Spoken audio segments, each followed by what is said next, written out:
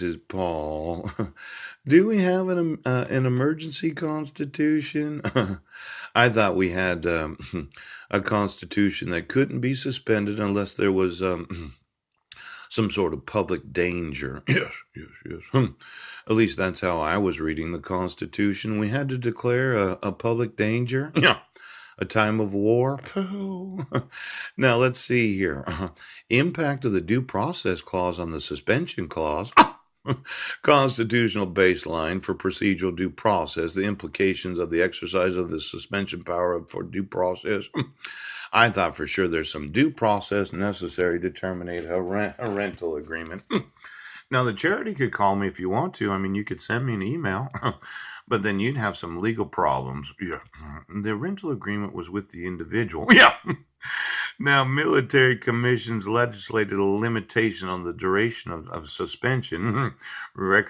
Well, let's see here. Article 1, Section 9 of the United States Constitution guarantees the availability of the writ of the habeas corpus.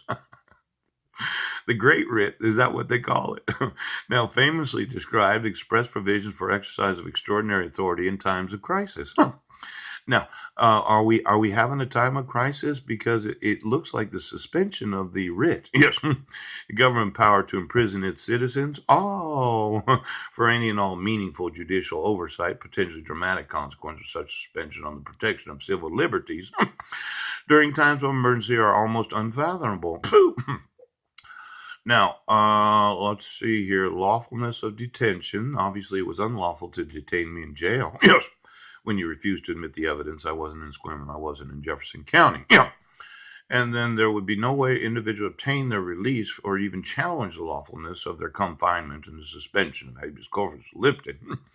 Now, I said I wanted to have one of those, but on September 11th of 2001, yes, it forcefully demonstrated, given the mercurial nature of the world condition, the unexpected can quickly become stark reality.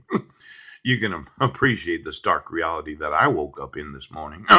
It was unexpected. I thought for sure you'd send me an email that you were going to do it, but that didn't happen. No! Since I don't have any cell phone minutes, I'm just going to have to communicate using email.